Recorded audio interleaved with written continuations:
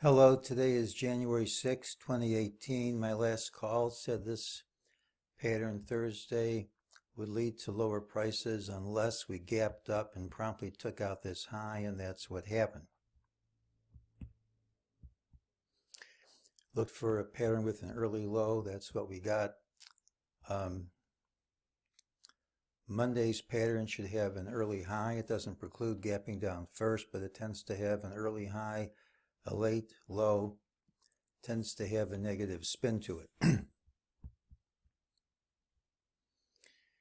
Here's the MEJT patterns and your MEJT bars.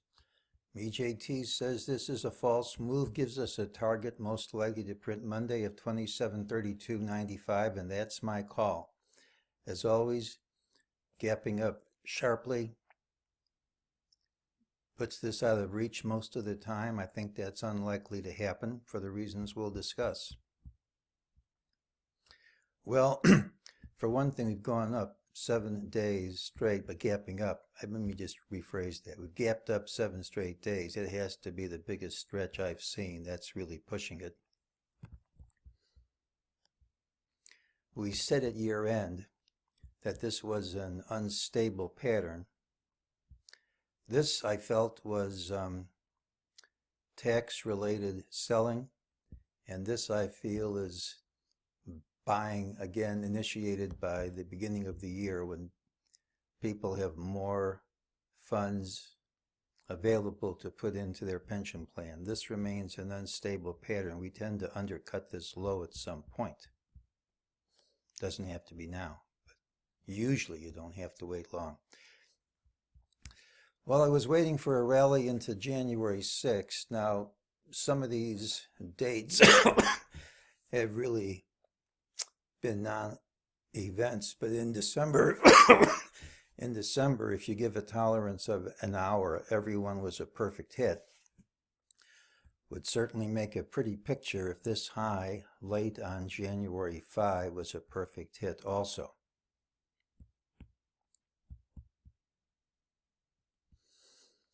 We've been looking at the DeMark stuff. We've had the monthly DeMark sell. We've had the weekly DeMark sell. We now have bar 13 for a combo DeMark sell on the daily. And unless we gap down sharply and undercut this high, which is unlikely, I think,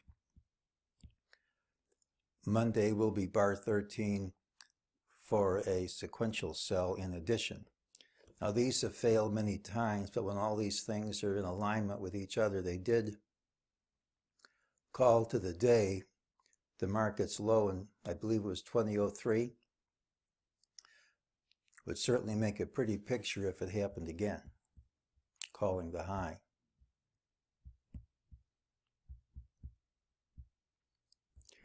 Well, we had this Andrew's pitchfork. We've broken through the top. Nice to think it's up and away. But that's not the only way to draw lines.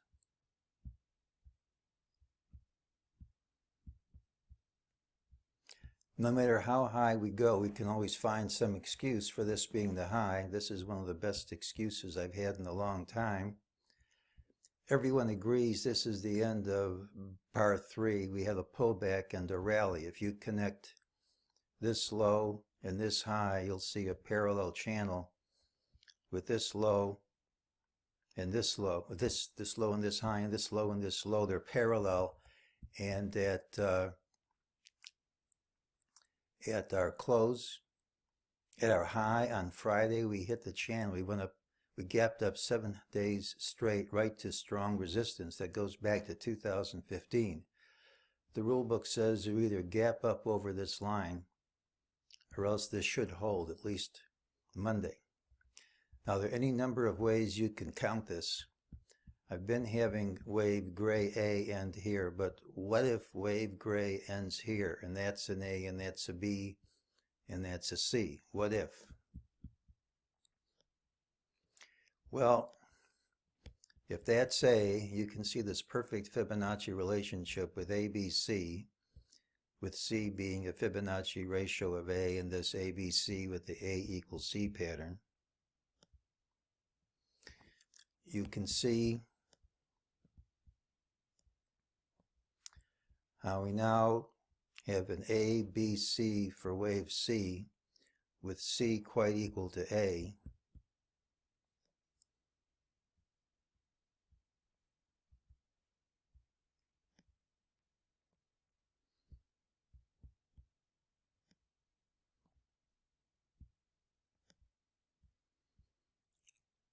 If you have that as wave brown C, you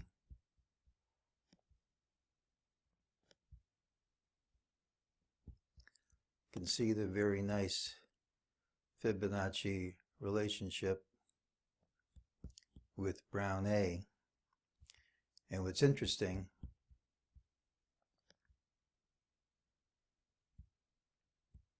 is that if this is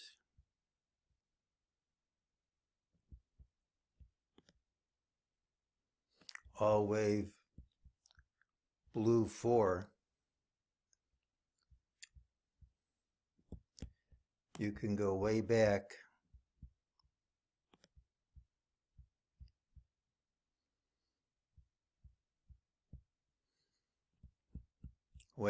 to wave blue 2 and get a perfect relationship between the two of them.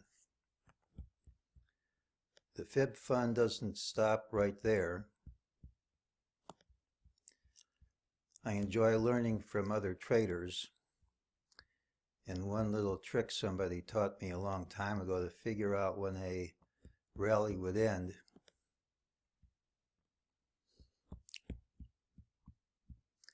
is to take the length of the first rally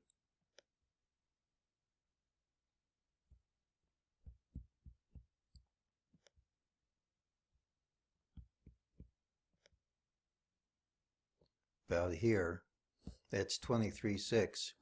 You multiply it by 423.6%. You add that to the first pullback low, and it gives you a target. It actually works better than that.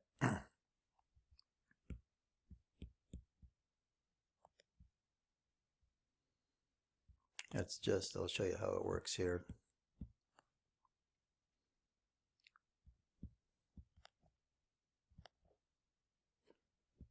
If it'll let me, I'll show you.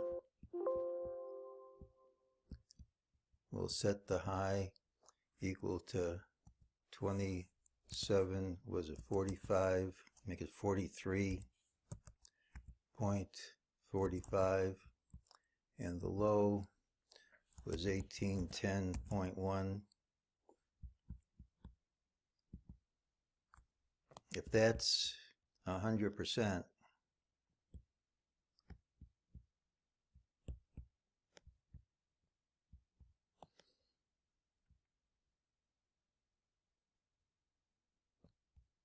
and that's 23.6, that's right on the nose.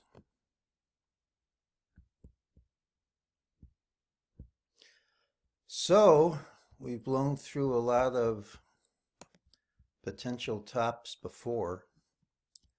This is another potential top. It's a very strong candidate for the end of wave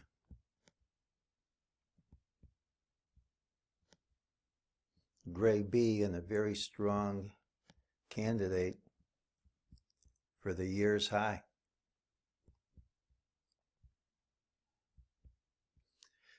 The call for Monday is that we should have a day which starts high and ends low.